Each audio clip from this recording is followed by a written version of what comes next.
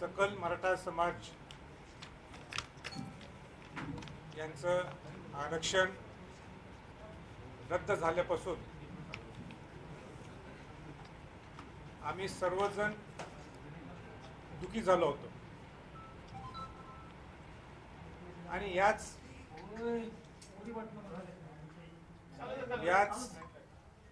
वेळी सरकारमधले लोक असतील किंबहुना जे विरोधी पक्षातले लोक असतील यांनी एकमेकाच्या ताशाने उडवायला सुरुवात केली होती. मी अस्वस्थ झालो आणि समाज अस्वस्थ झाला, कारण का आम्हाला पर्याय पाहिजे होता. तुम्ही काय भांडता त्यात आम्हाला काही घेणं देणं नव्हतं, कारण का जे सत्तेत आहेत त्यांना वाटलं की मागच्या सरकारने जो कायदा केलेला आहे हा फुल प्रूफ कायदा नव्हता आणि विरोधी पक्षातल्या नेत्यांना वाटलं की जे मांडणी वकिलांनी करायला पाहिजे होती ती काही बरोबर झाली नाही. पण ह्याच दोघांच्या ह्याच्यात समाजाला काही मिळणार नव्हतं आणि म्हणून सकल मराठा समाजाच्या राज्याच्या लोकांनी ठरवलं की आम्हाला पर्याय काय किंवा सोल्युशन काय ह्याच्यावर चर्चा होणं गरजेचं आहे. समाजाने आपली भावना 58 मोर्चाच्या माध्यमातून दाखवून दिलेली आहे. समाजाने ज्या काय त्यावेळीच्या मागण्या असतील त्यावेळी सुद्धा त्यांनी बोलून दाखवलेले आहेत आणि परत एकदा समाजाला वेटीस धरून समाजाला रस्त्यावर आणायचं का आपण सर्वजणांनी? आपण समाजाला दिशा द्यायची काय समाजाला दिशाहीन करायचं? आम्हाला असं वाटलं की समाजाला न्याय देण्याची भूमिका ही आमची सर्वांची आहे. म्हणून आम्ही ठरवलं की आता समाज बोललाय,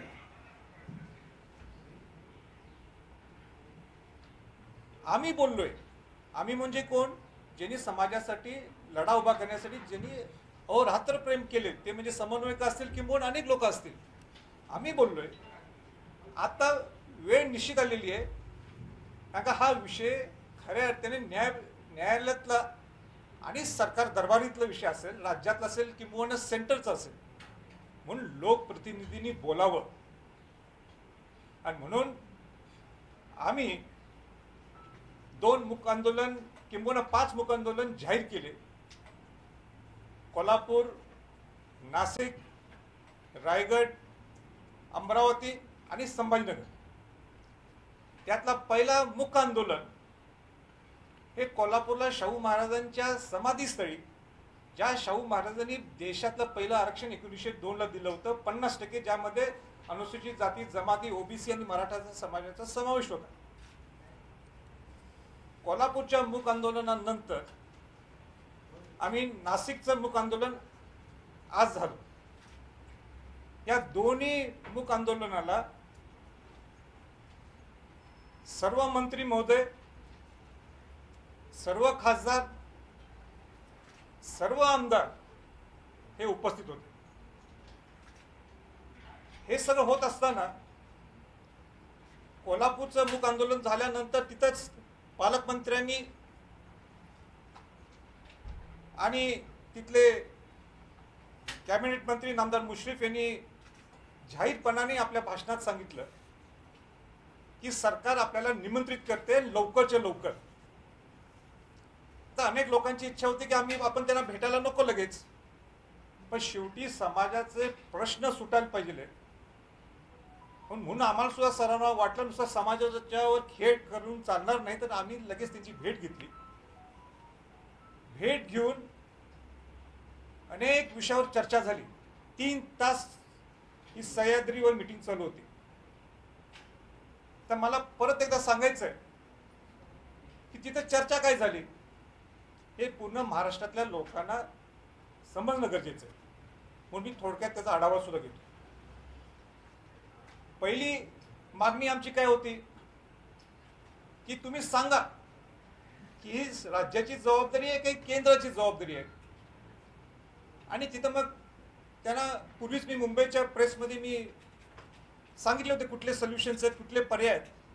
त्यातला पहिला पर्याय कुठला की रिव्ह्यू पिटिशन, जे राज्य शासनाच्या हातातला विषय. आणि रिव्ह्यू पिटिशन जर का टिकलं नाही तर आपल्याला क्युरेटिव्ह पिटिशनला जातं. मग क्युरेटिव्ह पिटिशन हे भोसले समितीची स्थापन झालेली आहे, त्यांनी सांगितलं ते ह्याची काही गरज नाही. मग राहतो कुठला पर्याय, जर का रिव्ह्यू पिटिशन गेलं तर तुम्हाला एकमेव पर्याय राहतो, तो म्हणजे 338 च्या माध्यमातून आपल्याला आयोग स्थापन करावा लागेल, परत एकदा ACPC व्हावं लागेल आणि मग ते राज्यपालांच्याकडे जाणार. राज्यपाल हे राष्ट्रपतींच्याकडे हा अहवाल देतील. राष्ट्रपती 342 च्या माध्यमातून केंद्रीय मागासवर्गीय आयोगाकडे जर द्यायची इच्छा असेल त्यांना ते देऊ शकतात सगळं डाटा. आणि ते मग राज्य मागासवर्गीय आयोगाकडे डाटा घेऊन परत त्याच्याकडे स्वतः घेणार आणि मग पार्लमेंटला द्यायची इच्छा असेल तर राष्ट्रपतींच्या माध्यमातून ते देऊ शकतात. तर मी सरकारला काय सांगितलं की तुम्ही हे केव्हा फाईल करताय, तर त्यांनी लगेच त्या मिनिटाला सांगितलं रिव्ह्यू पिटिशन हे येत्या गुरुवारी हे रिव्ह्यू पिटिशन सरकारच्या वतीनं फाईल केलं जाईल. मी त्यांना दुसरी सूचना केली, हे सगळं करत असताना तुम्ही पॅरलली हा दुसरा मार्ग सुद्धा तुम्ही इम्प्लिमेंट करा, अंमलात आणा. तर त्यांचा मतप्रवाह असा होता थोडासा की आपण जर इकडनं गेलो तर थोड्यांना वाटणार की आपण रिव्ह्यू पिटिशन हरलोयच, आपण त्यात काय साध्यच होणार नाही, म्हणून 2 मतप्रवाह आहेत. पण मी त्यांना सांगितलं ठीक आहे, पण तुम्ही आयोग स्थापन करू नका, पण त्याचं होमवर्क ज्या काही गोष्टी लागतात, ज्या काही त्रुटी असतील गायकवाड कमिशनमध्ये, त्याचे तर तुम्ही काम सुरू करू शकता. तर त्याला त्यांनी सकारात्मक दृष्टिकोन दाखवला. हे झाला तुमच्या आरक्षणाच्या बाबतीत. आता माझा सगळ्यात महत्त्वाचा मुद्दा होता ज्याच्यासाठी खऱ्या अर्थाने मूक आंदोलन हे सुरू झालेलं आहे, ते म्हणजे की या 17 मागण्या ज्या आपण पूर्वी दिल्या होत्या त्या 17 मागण्या एवढ्या मोठी लिस्ट देण्यापेक्षा आपण 5 ते 6 मुख्य मागण्या हे सरकारच्या पुढे मांडू, ज्या तुमच्या हातात आहेत.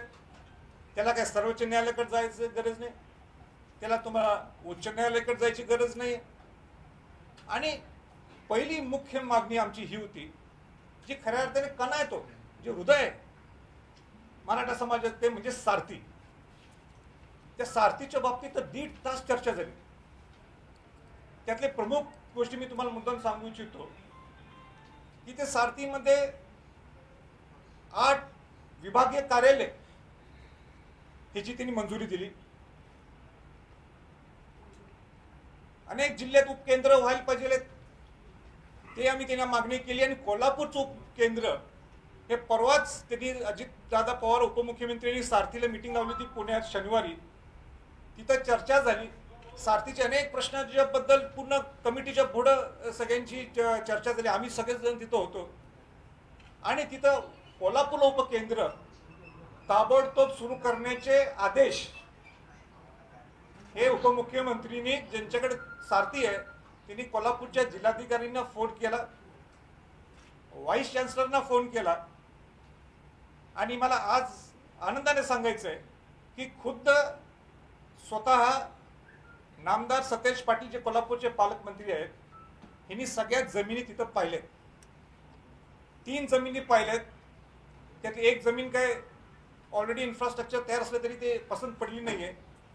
पण राजाराम कॉलेज जे जुनं कॉलेज आहे, तिथं एक 5 एकरचा कॅम्पस आहे आणि चांगली जुनी बिल्डिंग आहे, तिथं नवीन बिल्डिंग आहे, ती घ्यायची. किंवा शिवाजी विद्यापीठमध्ये एक 2 एकर काय 3 एकरच्या कॅम्पसमध्ये नवीनच सारथीची बिल्डिंग उभा करायची. ही जागा फायनल करण्यासाठी येत्या राजर्षी शाहू महाराजांच्या जयंतीच्या दिवशी 26 जूनला मी आणि सर्व पालकमंत्री असतील, मंत्री महोदय असतील, ते जातील आणि जागा फायनल करतील आणि कोल्हापूरचं उपकेंद्र लगेच सुरू होणार.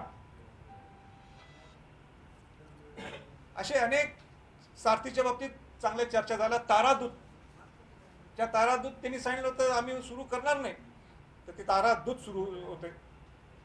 आता ह्याच्यातला सगळ्यात महत्वाचा मुद्दा जो होता, सारखा तो भिजत होता तो म्हणजे स्वायत्ता. तिने आम्हाला डॉक्युमेंटच दाखवला की हे बघा राजे सगळ्यांना की स्वायत्ता ही आम्ही पूर्णपणे सारथीला दिलेली आहे. एकदा फायनान्स मंजूर झाला की तिथल्या लोकांना तिथं वर जायची मागणी करायची गरज नाही. खाजगी डायरेक्टर जर घ्यायचे असेल राजे ते सुद्धा आपण घेऊ म्हटले. खाजगी म्हणजे समाजातले जे चांगले काम करणारे. मी परखडपणाने त्यांना सांगितलं मला त्याचा काही इंटरेस्ट नाही वैयक्तिक संभाजी छत्रपतींना. सारथीचा विषय झाला.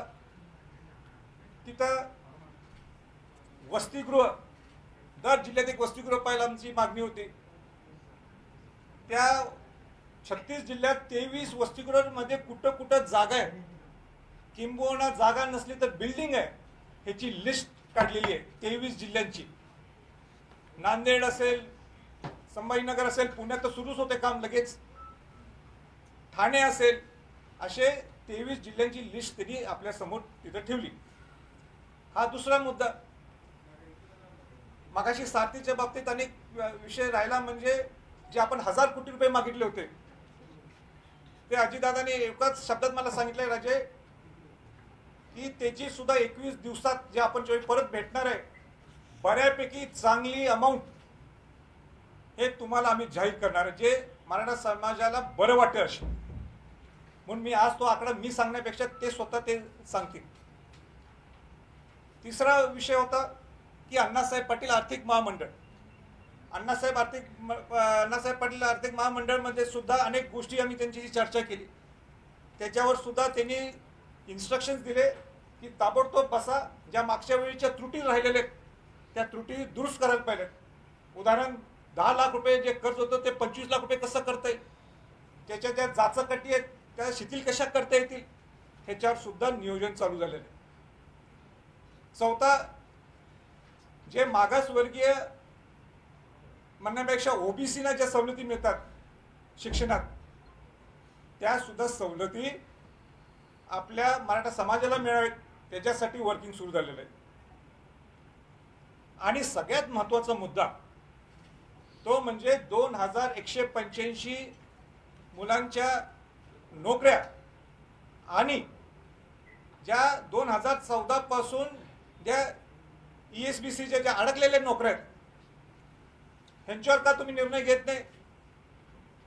सर्वोच्च न्यायालयाने तर त्या 2185 वर बोलले. त्याच्यावर सुद्धा त्यांनी सांगितलं खुद्द अटॉर्नी जनरलनी सांगितलं की आपण जर त्यांना आता नोकऱ्या दिल्या तर तो कंटेम्प्ट ऑफ कोर्ट होऊ शकतो.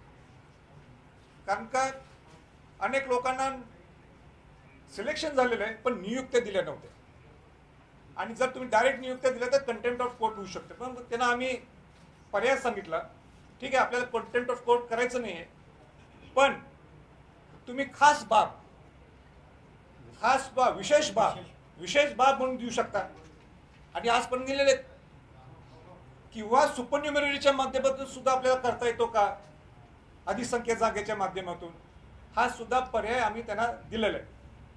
आता हे सगळं करायला बहुतांश मागण्या त्यांनी सगळं मान्य केल्या पण हे सगळं करायला त्यांना कमीतले कमीत 21 दिवस लागण्याची शक्यता आहे.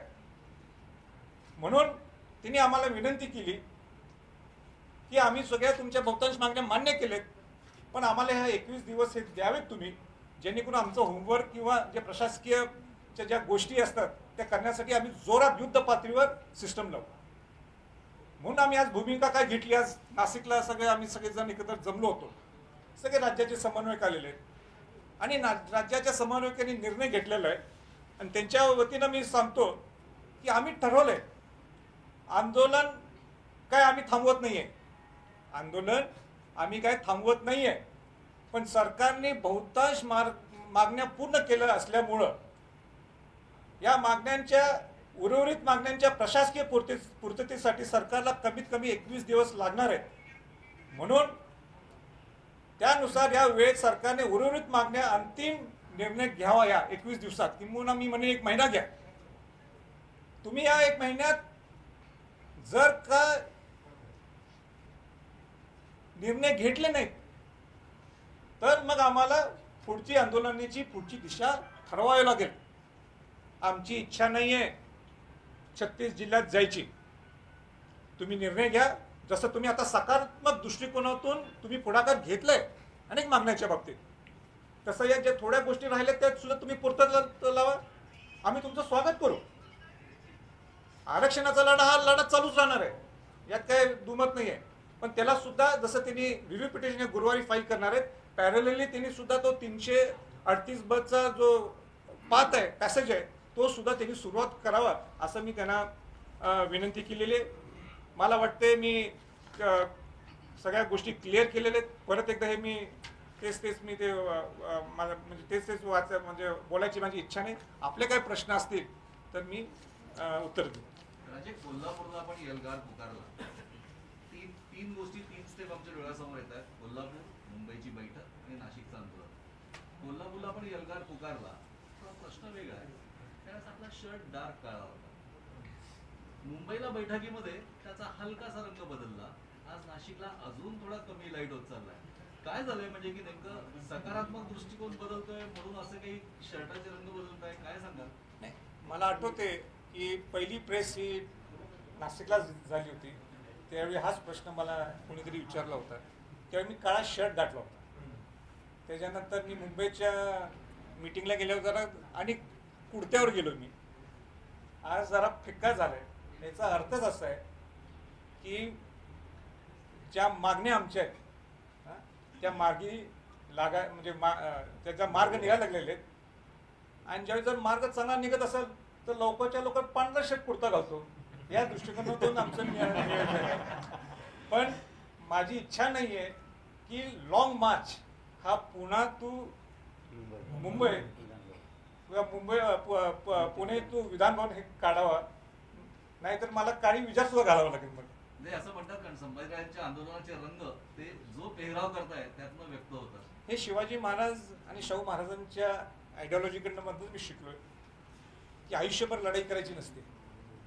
कुठं लढाई करायची, कुठं तह करायचा, कुठं कौतुक करायचं, कुठं स्वागत करायचं, या दृष्टिकोनातून माझी कामकाज चालू आहे. ते समाजासाठी, माझ्यासाठी नाही. मग 1 महिनाभर मागे घेतलाय का तुम्ही रायगड, अमरावती आणि औरंगाबाद? नाही, मागं घेतलं असं मी म्हणणार नाहीये.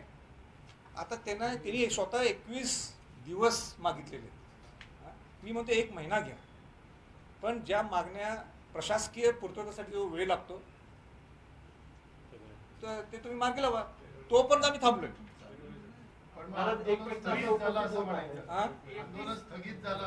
नाही, स्थगित नाही, स्थगित झालं नाही. 1 महिन्यासाठी त्यांनीच वेळ मागेल. कारण प्रशासकीय अनेक गोष्टी आहेत. आंदोलन चालूच राहील. मध्ये आमच्या बैठका सुद्धा होणार आहेत. आणि ह्या अनेक महिन्यात, या महिन्याभरात माझ्या अनेक ठिकाणी माझ्या बैठका सुद्धा होतील. अनेक जिल्ह्यात दौरा चालूच राहणार आहे. 1 महिना पुढे ढकलला लॉंग मार्च. नाही, लॉंग मार्च नाही, लॉंग मार्च मी म्हटलं नाही. मूक आंदोलन पुढे ढकललंय 1 महिना. 1 महिन्यासाठी म्हणा. असं समजा. नाही, ऐका 1 महिना पुढे ढकल. पण त्याच्यामध्ये राजेंनी सांगितलेलं आहे मध्ये आमच्या जिल्हा वाईज बैठका या संदर्भात होणार आहे. म्हणजे आंदोलन थांबलेलं नाही. तो फक्त सरकारला तेवढा वेळ. पण दौरा राजांचा हा कंटिन्यू चालू असणार आहे. त्याच्यात अनेक जिल्ह्यांना आम्ही घेणार आहोत. त्या जिल्हा वाईज राजे जाऊन त्या जिल्ह्यांमध्ये मराठा आरक्षणाच्या सगळ्या भूमिका मांडणार आहेत. ज्या ठिकाणी आमचं मूक आंदोलन होणार होतं, म्हणजे उदाहरण संभाजीनगर असेल, रायगड असेल, अमरावती असेल, त्या ठिकाणी माझ्या बैठका असणार. कारण एक प्रश्न असं उपस्थित होतोय, जर सरकारने आधीच आपल्याला आश्वासन दिलेलं होतं की आम्ही तुमच्या मागण्यांवर काम करतोय, तुम्ही आंदोलन थोडं मागे घ्या, तर मग आजचं नाशिकचं आंदोलन का घेण्यात आलं? नाही, तुम्ही एक लक्षात घ्या. कोल्हापूरमध्ये मूक आंदोलन झालं. कोल्हापूरमध्ये मूक आंदोलन झाल्यानंतर त्यांनी आपल्याला विनंती केली मुंबईला. आंदोलन झाल्यानंतर सारथीची मिटिंग झाली. आंदोलन नाही, आपली मुंबईची मिटिंग झाल्यानंतर सारथीची मिटिंग झाली. सारथीची मिटिंग झाल्यानंतर मी तिथं डिक्लेअर काय केलं की शेवटी निर्णय मी एकटा घेऊ शकत नाही ना. आज नाशिकला मूक आंदोलनाच्या माध्यमातून सगळे राज्याचे समन्वयक येणार होते. आज सुद्धा सकाळी मी का बोलू शकलो नाही, कारण का समन्वयकांची सगळी चर्चा झाली. चर्चा विनिमय झाला आणि सगळ्यांच्या वतीनं हा निर्णय त्यांनी घेतलाय की आपण पुढं ढकललेलं आहे, आंदोलन बंद केलेलं नाही. तुम्ही ज्या सर्व मागण्या सांगितल्या ह्या सर्व मागण्या तुम्ही 57 मोर्चाद्वारे फडणवीस सरकारपर्यंत पोहोचवल्या होत्या. भाजपने असं सांगितलं होतं की आम्ही सर्व मागण्या मान्य केलेल्या आहे, आरक्षण दिलेलं आहे, मात्र ते कोणत्याही कायद्यामध्ये ते टिकू शकलं नाही.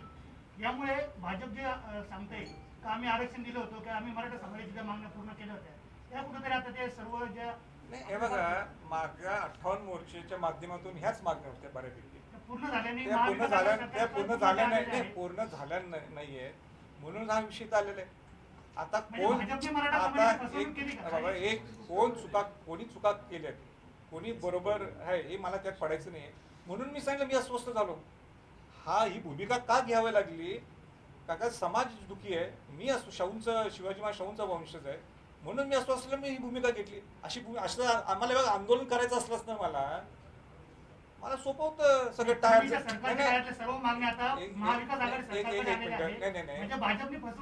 बघा, तुम्हाला नुसतं एका पक्षावर बोलायचं आहे का?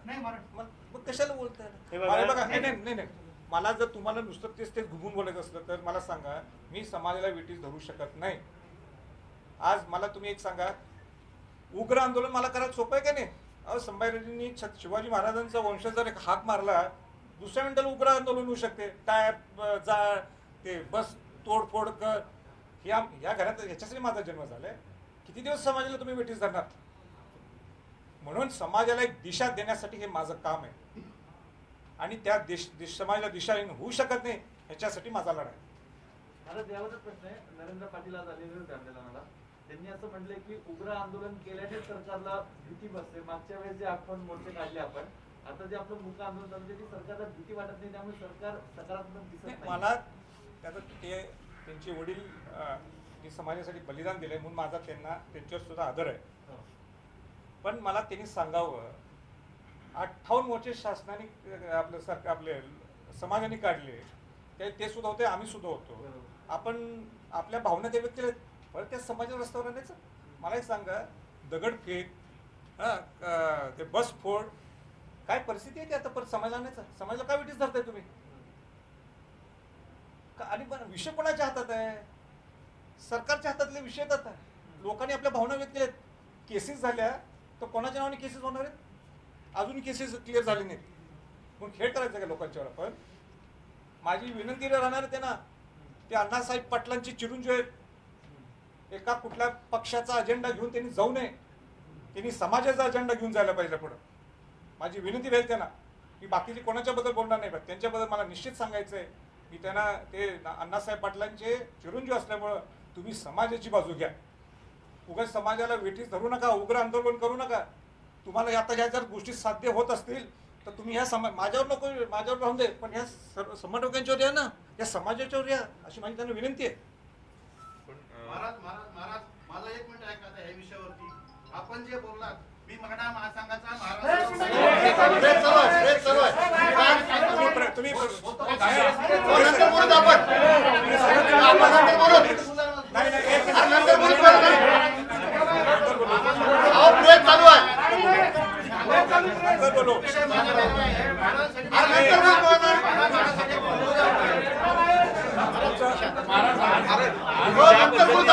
उज्ज्वलनी आपली भेट घेतली. एकीकडे आपण मराठा समाजासाठी नेतृत्व करत असताना आता ओबीसीचं आरक्षण जे रद्द झालेलं आहे त्या संदर्भात भुजबळ देखील नेतृत्व करत आहेत. एकूणच येणाऱ्या काळामध्ये भुजबळ आणि आपण जसं त्यांनी म्हटलं तसं एकत्रित हा लढा देणार आहात का? काय नेमकं आज नामदार छगन भुजबळजीने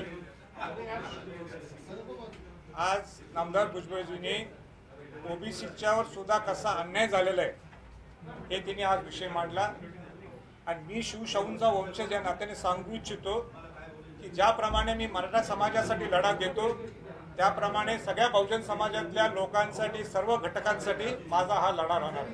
पण ओबीसीचा विषय असेल किंवा धनगर समाजाचा विषय असेल, त्यांना मी पूर्णपणे त्यांच्या ठामपणे पाठीशी राहणार. महाराज, तुम्ही या सगळ्या प्रश्नावर ज्या पद्धतीने मुख्यमंत्री आणि उपमुख्यमंत्र्यांची भेट घेतली, पण काही प्रश्न केंद्राच्या अखत्यारी सुद्धा आहेत. तुम्ही गेल्या अनेक महिन्यापासून पंतप्रधानांची वेळ मागितली, ती अजूनही मिळत नाही. आता काही प्रयत्न करणार आहे का पुढे? नाही, पंतप्रधानांनी अपॉइंटमेंट दिली तर आम्हाला सगळ्या 48 खासदार आनंदच होईल. पण महाराष्ट्राचे मुख्यमंत्री उपमुख्यमंत्री अशोकरावजी चव्हाण परवा त्यांना वेळ दिला होता आणि ते मराठा समाजावर बरीच त्यांनी चर्चा केली काय आपण किती अडचणीत आहोत. आणि मला असं वाटते की पंतप्रधान हा पंतप्रधान असतात आणि म्हणून त्यांनी या दुःखी मराठा समाजाची सुद्धा भावना समजून घ्यायला पाहिजेत आणि त्यांनी सुद्धा ह्याच्यात इंटरव्ह्यू करण्यासाठी प्रयत्न करावेत अशी माझी त्यांना मनापासून विनंती आहे. किंवा विरोधी पक्ष नेत्यांशी बोलून काही तुम्ही पंतप्रधानांशी भेट देणे नाही, आता माझा तो कायम प्रयत्न राहणार चालूच राहणार आहे. पण माझी अशी अपेक्षा ही आहे की सगळ्या खासदारांनी सगळ्या आमदारांनी एकत्र येऊन हा लढा हा कुठल्या एका पक्षाच्या पेक्षा हा खऱ्या अर्थाने आपण सगळे मिळून कसं पुढे जाऊ शकतो अशा दृष्टिकोनातून प्रयत्न करा. भारतीय संस्थेवरती काही खाजगी लोकांची नियुक्ती करण्याची तुमची मागणी होती, ती मागणी पूर्ण झाली का? त्यांनी मला अजितदादांनी सांगितले तुम्ही नावं द्या, पण मी उलट म्हटलं मी काय नावं देणार नाही, तुम्हीच नावं सिलेक्ट करा जे समाजासाठी चांगल्या पद्धतीने काम करतात त्यांना तुम्ही घ्या. म्हणजे काय होईल कॉम्बिनेशन होईल, IAS अधिकारी सुद्धा असतील आणि समाजातलं जे चांगले काम करणार ह्यांचं सुद्धा असेल आणि अध्यक्ष चांगला सिनियर त्यांनी चीफ सेक्रेटरी माझे चीफ सेक्रेटरी ठेवलेले आहेत. असंच कॉम्बिनेशन करा आणि मी सारथीला खऱ्या अर्थाने न्याय द्यावा या मिनिटाला ते पॉझिटिव्ह आहे. ओके ठीक आहे. महाराज फक्त एकच पुढे ते मराठा महासंघ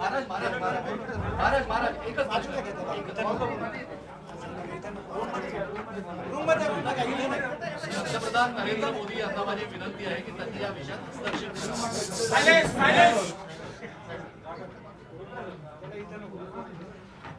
नाही ते मराठा महासंघाचे कोण आहे त्यांना बोलवा ना भेटायला. आपण आता म्हणाला की पंतप्रधान नरेंद्र मोदी यांनी या प्रश्नात हस्तक्षेप करावा ही माझी विनंती ही तुमची विनंती त्यांच्यापर्यंत कशी पोहोचवायची.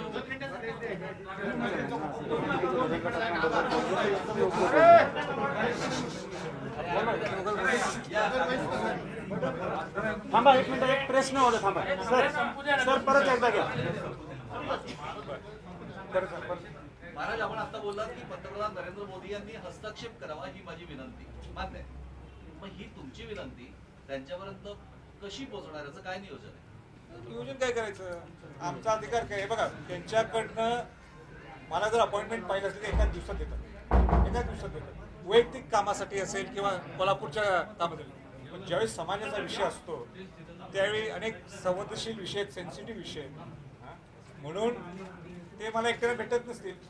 पण माझी विनंती राहणार सर्व खासदारांना आपण सर्वजण एकत्र येऊ आणि वेळ मागू त्यांची आणि ते वेळ देतीलच निश्चित. मागच्या कोविड असल्यामुळं ते भेट दिली नसेल आणि ज्यावेळी माणूस पंतप्रधान होतो याचा अर्थच की त्या समाजाची भावना त्यांना समजतात. मात्र मोदी बंगालच्या प्रचाराला तर जनसामान्यांमध्ये होते तेव्हा देखील कोविड होता. मग समाजाच्या प्रश्नासाठीच ते तुम्हाला भेटत नाही असं म्हणायचं? नाही, मी इतका साधा व्यक्ती, नुसतं साधा खासदार आहे आणि ते भेटत नाही असं कुठं म्हटलं ना. ते भेटतात ना. मला एका दिवसात सुद्धा आज पण रेकॉर्ड आहे की मी दुसऱ्या खासदारांच्या पेक्षाही मी जर अपॉइंटमेंट मागितली तर लगेच दिलेली आहे. आता मी माझं कर्तव्य मी खासदार म्हणून करायला पाहिजे म्हणून मी त्यांना पत्र दिलं. आता बोलत येईल. आणि आधी मुख्य म्हणजे मी आणि खासदार सर्वजण भेटणार. पण त्याबरोबर आता मुख्यमंत्री जो भेटलेत ना एक मुवमेंट चांगली झालेली आहे. याला मीच भेटायला पाहिजे, हाच इगोळ पाहिजे, मलाच द्यायला पाहिजे. पण असं नसतं केव्हा. जर मुख्यमंत्र्यांना वेळ दिली, उपमुख्यमंत्र्यांनी दिली आहे, अशोकराव चव्हाणांना वेळ दिलेली आहे, चांगली गोष्ट आहे ना. मुवमेंट सुरू झालेली ही आनंदाची बाब आहे ना. विषय एकच आहे की मराठा समाजाचा आरक्षणाचा विषय होता. मुख्यमंत्र्यांना भेट दिली, आपल्याला भेट दिली नाही अजून. वैयक्तिक विषय असला तर भेट दिली असली. मात्र काय याच्यामध्ये काय आहे बघा, हे आता तुम्हाला काय पंतप्रधान माझ्यात हे काही करायचं का? ते बोलटन ते माझ्याशी आदरणीय आहेत आणि त्यांनीच माझं नाव रेकमेंड केलं होतं म्हणून मी काय त्याच्याकडे रुसलो नाही आहे. नुसतंच माझं एवढंच म्हणणं आहे की मुख्यमंत्र्यांनी ज्या काय गोष्टी त्यांना सांगितल्या असतील त्याच्यावर त्यांनी इंटरव्ह्यू करायला पाहिजे, लक्ष घालायला पाहिजे आणि समाजाला ह्या दुःखातनं बाहेर काढायला पाहिजे. नक्की कुठल्या स्तरावरती म्हणजे राज्य स्तरावर, केंद्र स्तरावर की कोर्टामध्ये जास्त त्याच्यातनं होऊ शकेल असं तुम्हाला वाटतं? हे बघा क्लिअर आहे ह्याच्यात. तुम्हाला माझी विनंती आहे सगळ्या पत्रकार बंधूंना, मार्ग दोनच आहेत. 2 मार्ग आहेत. पहिला मार्ग कुठला आहे? Review petition. तर रिव्ह्यू पिटिशनची सगळी तयारी कोण करणार पूर्ण? हे राज्य सरकारला करावी लागेल. ज्या त्रुटी गायकवाड अहवालामध्ये आहेत ते तुम्हाला तिथं द्यावे लागतील. मी सरकारला हेही सांगितलेलं आहे की मागच्या वेळी एक चूक केली तिने, ते 1000 पानाचे एनेक्शेस आहेत, ते एनेक्शेस तिने ट्रान्सलेटच केले नाहीत, भाषांतरच केलेलं नाही. तर ते सुद्धा तुम्ही आता रिव्ह्यू पिटिशन मध्ये द्यायला पाहिजे. आणि हे होत असताना समजा चुकून काय झालंच तर दुसरा मार्ग काय? एकच आहे, तो म्हणजे 338(ब) च्या माध्यमातून तुम्हाला आयोग तयार करावा लागेल. आयोगाच्या माध्यमातून तुम्ही राज्यपालांच्याकडून राष्ट्रपतीकडे जो अधिकार आहे 342(अ) चा, ते केंद्रीय मागासवर्गीय आयोगाकडे हा विषय देऊ शकतात. केंद्रीय मागासवर्गीय आयोग हे राज्य मागासवर्गीय आयोगाकडे देणार, त्यांच्याकडे सगळा डाटा घेणार.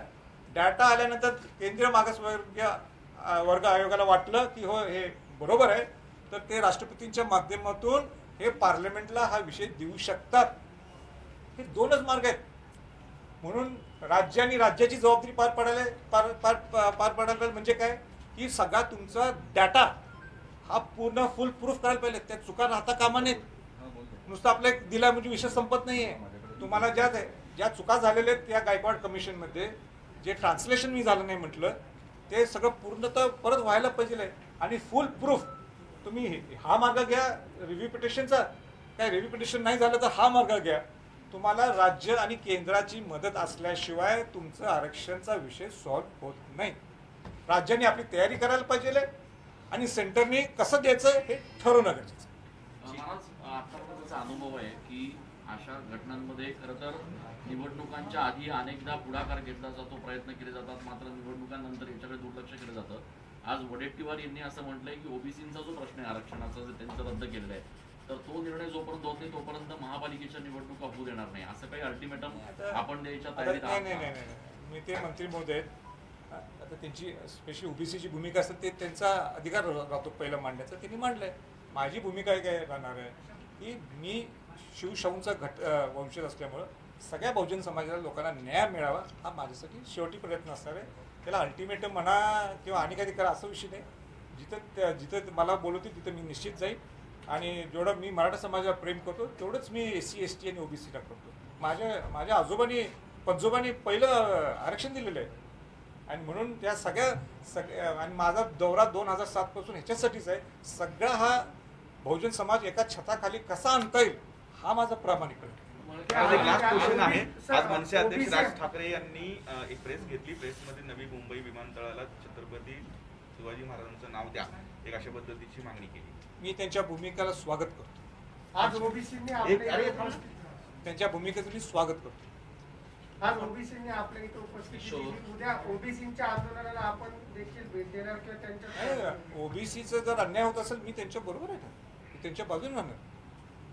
मराठा समाज मी पूर्वीपासून म्हणतो मराठा समाजाला आज तो अडचणीत म्हणून मी त्यांच्या बरोबर आहे. उद्या यांच्या मागण्या पूर्ण झाल्या आणि त्याचबरोबर तिथं आपला दुसरा समाजाला म्हणून दुखी असेल मी त्यांच्या जेवढा आज पोटतिथीत मी बाहेर पडले तेवढंच पोटतिथीत मी त्यांच्यावर असणार. रिव्ह्यू पिटिशन दाखल करण्यासाठी गुरुवारी ते हे करणार. या गुरुवारी हाच गुरुवार सांगितलं की अजून फक्त नाही येत्या गुरुवारी म्हणजे आज कुठला वार आहे? तर येत्या गुरुवारी. मेटे असं म्हणाले की केवळ सारथीचं गाजर दाखवून वेळ काढण्याची भूमिका सुरू आहे, विषय बाजूला पडणार आहे. बस झालं हे प्रश्न.